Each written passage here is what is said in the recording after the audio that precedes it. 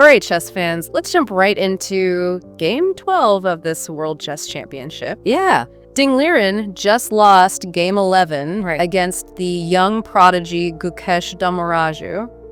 So now the score is tied at 6-6 as we head towards this final stretch. It really is down to the wire. We've got some great articles and even some analysis from a chess engine to break down exactly how Ding Liren won this crucial game. Right. So what kind of opening did we see? Well, he chose the English opening, starting with 1 point c4. Now, you don't often see that at this level. Players usually go for more traditional openings like 1 e4 or 1 d4. So is that a calculated risk to kind of throw Gukesh off balance? It certainly seems that way. The English opening is known for its flexibility and for avoiding those well-trodden theoretical paths. So it's like saying, let's go explore. Yeah. How did Gukesh respond to this? He countered aggressively with 4 point d4, aiming to seize control of the center right away. It was a bold move, possibly trying to dictate the pace of the game, but it also came with its own set of weaknesses. What would have been the safer options for Gukesh at that point? A more standard approach would have been a 4.dxc4, taking control of the center while maintaining a balanced position. Another option was 4b7, developing the bishop and aiming for a slower, more positional game. So Gukesh was really playing with fire. Precisely. Taking on the world champion head on. Yeah, and that's what makes this championship so thrilling. Right. These incredible minds clashing, each willing to take risks to gain an edge. Absolutely. Now, there's one move by Ding that seems so insignificant at first, but the analysis shows it was actually a stroke of genius. Okay. 13, kh2. Can you tell us about this move? This is a perfect illustration of prophylaxis, anticipating and preventing threats before they even materialize. I see. It's like a general reinforcing a bridge before the enemy even knows they want to cross it. But was it really that important? Absolutely. By playing 13, kh2, Ding specifically shut down any future plans Gukesh might have had involving the move in g4. Subtle, but it neutralized an entire line of attack. It's like Ding could see the future, playing four-dimensional chess. That's the hallmark of a true chess master. Thinking about the future, anticipating their opponent's plans. Shaping the course of the game. Yes. So from there, did Ding manage to press his advantage? Well, after move 25, the computer analysis gave Ding a +3 advantage, which is significant, especially considering that both players had the same number of pieces on the board. Wow. It's like having a massive lead in a marathon, even though you haven't physically overtaken your opponent yet. I like that analogy, but I'm still trying to grasp how you can be so far ahead without having more pieces. It all boils down to positional dominance. Ding's pieces were perfectly coordinated, controlling key squares and diagonals.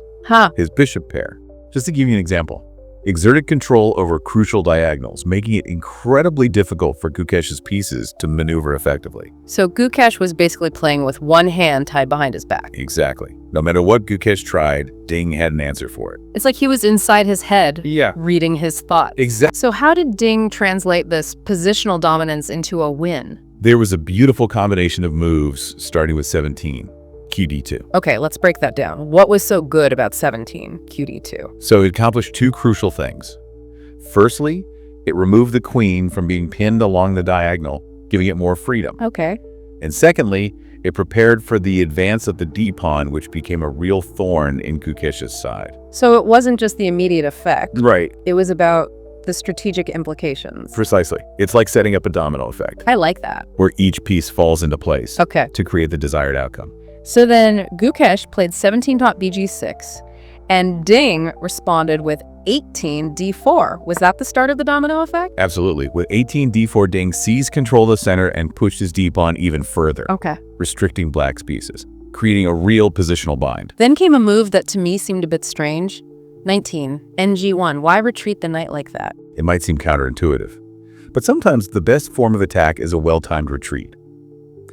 By moving the knight back to g1, Ding prepared for a future advance to e2, where it would have even greater control over the center of the board.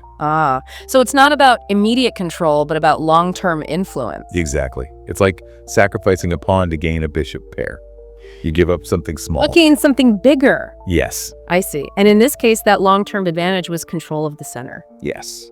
Fascinating how these small decisions can impact the game so much. That's the beauty of chess. It's a game of inches where the smallest advantage can snowball into an overwhelming victory. So it's like Gukesh is being slowly squeezed. Yeah. Until he can't breathe. Exactly. And Gukesh, despite his talent, couldn't break free from this web that Ding had woven. He was trapped. There's one sequence I keep thinking about. Moves 17, 18, and 19. QD2, D4, and then that knight retreat at NG1. Right. Can we talk about that again? Yeah, that sequence is a microcosm of the entire game. It starts with a subtle queen move, QD2, that prepares for the advance of the D-pawn. Then comes a powerful pawn thrust itself D4. And finally, the seemingly paradoxical knight retreat, NG1. Yeah, I still don't quite understand that knight move. So remember, retreat is the most effective form of attack in positional chess. By moving the knight back to G1, Ding was preparing for a future advance to E2, where it would have even greater influence over the center of the board. So it's not about immediate control. Right. It's about the long game, setting the stage for future moves. Yes. And in this case, that led to control of the center, better piece coordination, and ultimately a winning position. That's right. And it highlights why chess is such a fascinating game. It's a game of inches, where the smallest advantage can snowball into an overwhelming victory. And Ding was able to use all those tiny advantages. Yes, he exploited every tiny advantage and every slight weakness in Gukesh's position. So he was playing a very precise game. Yes, very calculated. Always thinking ahead. Precisely. And that's what led to Gukesh's eventual resignation. There was simply no way out. Wow. It was like watching a master craftsman constructing a complex piece of art. Each move perfectly placed. Leading to a stunning conclusion. Yeah. It really was a masterclass from Ding Liren. Yes. And to think this happened under the pressure of a world championship match. That's what makes it even more remarkable. He not only played brilliantly, but did so on the grandest stage. With everything on the line, Yeah. it really speaks to his mental fortitude. Yeah. That he can play like this when it matters most. Absolutely. He's a true champion. He is. And now with the score tied at 6-6, the championship is anyone's to win.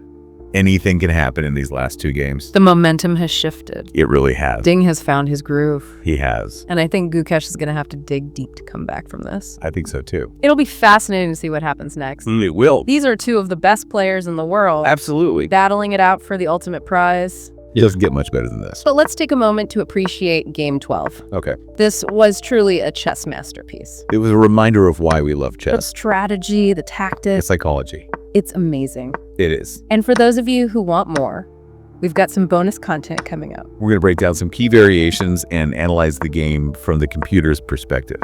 It's a fantastic opportunity to learn from the best. So stick with us. We'll be right back after a short break.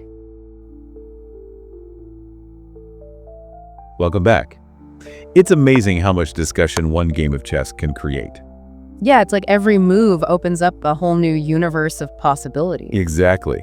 And what I find so interesting about Game 12 is how it went beyond just tactics and calculation. Yeah. There was a deeper strategic understanding there. Like we were talking about before, Yeah. prophylaxis, that ability to see threats before they even happen. Like 13, KH2. Yeah, exactly. But it's even more than that. It's about how Ding Liren controlled the game. He was dictating the terms, forcing Gukesh to react. That's what I was so impressed by. It was like he had a plan from the very start, and he stuck to it. It was a plan rooted in positional chess, not about flashy attacks or quick wins. It was about slowly constricting his opponent. Like a python. Exactly. Slowly squeezing until there's no escape. Gukesh just couldn't break free. Well, it's time to wrap up this deep dive. Yeah. We've covered a lot, but there's always more to learn about chess. If you're interested in learning more about this game, I recommend checking out some online analysis tools. You can replay the game. Explore different variations. Even see what the computers think. It's a great way to improve your understanding of the game. And for those of you who are new to chess, the game shows why it's so captivating. Yeah. A game of logic and creativity. Where the human mind is pushed to its limits. So pick up a board and discover the magic of chess. You won't regret it.